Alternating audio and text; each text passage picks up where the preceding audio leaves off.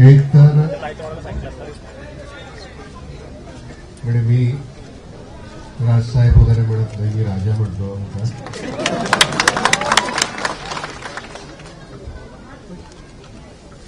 तो करतो तो पराकोटीचं काहीतरी करून ठेवतो आणि मग त्याच्यानंतर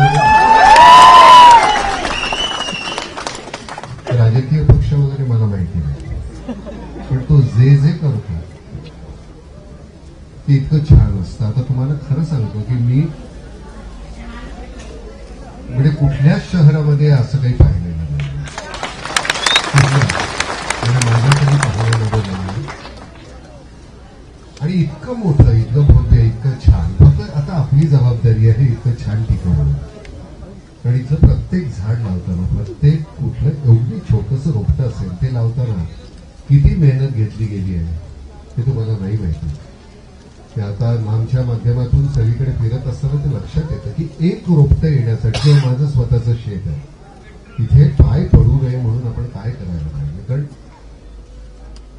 शास्त्रीय दृष्ट्या हे प्रूव्ह झालेलं आहे की त्यांना जीव आहे, ते बोलतात, ते रडतात, हसतात. तर त्या झाडांची आता एवढं तुम्हाला सगळं करून दिल्यानंतर त्याची काळजी घेणं हे तुमच्यावर आहे, कारण हे तुमचं आहे आणि तुमच्यासाठी आहे. हे प्रत्येक ठिकाणी व्हायला पाहिजे. आणि खरं सांगतो की जितकी वृक्षतोड झालेली आहे आता मराठवाड्यामध्ये रस्ता रुंदीकरणामध्ये 100-150 वर्षापूर्वीची, 200 वर्षापूर्वीची झाडं सगळी तोड झालेली आहे. म्हणजे तिकडची मंडळी सांगत असताना की नाही तुम्ही याच्यासाठी काहीतरी करा, पण त्याच्यात रात्रीच्या रात्री त्याच्यात कधी झालेली आहे. आणि मग नुसते असे अवशेष दिसत आहेत रस्त्याच्या बाजूला. आणि रुंदीकरण किंवा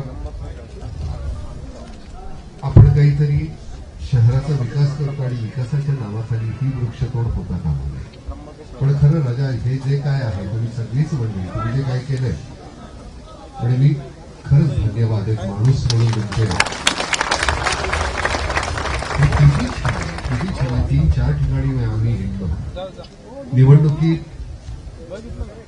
निवडून द्यायचं नाही द्यायचं तुमचं तुम्ही ठरवा, पण काय करायचंय ते त्यांनी करून दाखवलं.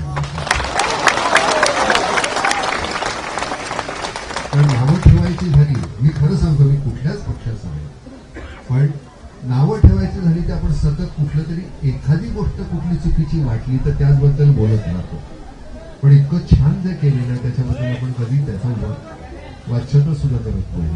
हळू बोलशील का बाबा, जरा ऐक ना, मस्त वेगळी पहिली लागते, जरा कुठंतरी सूर लागत असताना असं कुठेतरी काहीतरी पुढे बोलायला लागलं ना की मग नाही बोलता येत. तर त्यामुळे खरं सांगतो ह्या सगळ्यांतर्फे, आणि हे असंच नाही तू पुन्हा दुसऱ्या कुठल्या शहरामध्ये निवडून आलास तर बरं होईल, म्हणजे त्याही शहराचं आमच्या वाट्याला हे येऊ द्या. आणि ही जागा आहे नाही आहे पण तरी सुद्धा त्याचा सुतोवाच करून टाकतो. आपण ज्यावेळी शेतकऱ्यांच्या कामाबद्दल आपण बोलत असतो त्यांच्यासाठी काहीतरी करायला हवं, पण त्याचबरोबर गेल्या 16 या वर्षामध्ये 15-16 नाही, नुसतं 16 वर्षामध्ये 8 दिवसापूर्वीपर्यंत 303 कॅज्युअलिटीज आहेत. BSF, CRPF, आर्मी, त्या सगळ्यांच्या 303 जवान आपले गेलेले आहेत. बॉर्डर सिक्युरिटी फोर्स, आणि इथे गेल्यानंतर त्यांना विचारलं की तुम्हाला काय पाहिजे, म्हणजे त्यांच्याकडनं आलेलं उत्तर ऐकलं तर तुम्हाला आश्चर्य वाटेल की आमच्या गेलेल्या जवानांच्या कुटुंबासाठी अमुक पाहिजे किंवा काही कुठलीही गोष्ट मागितली नाही. ते म्हणाले आम्हाला शाळा 4 बांधून द्या तुम्ही. म्हणजे ज्यांची मंडळी ही बर्फामध्ये इतक्या अगदी टोकाला कुठेतरी राहत असतात आणि त्यांची मुलं कुठेतरी, तर त्यांना 4 शाळा पाहिजेत. मिझोराम नाही, मेघालय, अरुणाचल आणि अजून दुसऱ्या 2 ठिकाणी. तर त्या 4 शाळा बांधून द्यायच्या. त्या संदर्भात मगाशी मी राजाशी म्हटलं की राजा हे असं काहीतरी करायचंय, त्यांना आपण करून टाकूया. सगळ्या आधीची पार्श्वभूमी सांगण्याची याच्यासाठी सांगितलं की त्याला वेळ लागत नाही, आपण करूया. मी करतो हा कधीच त्याच्या तोंडातून शब्द येत नाही, आपण करूया. आणि तुझं हे आपण जे आहे ना ते खूप मोठं वाढणार आहे.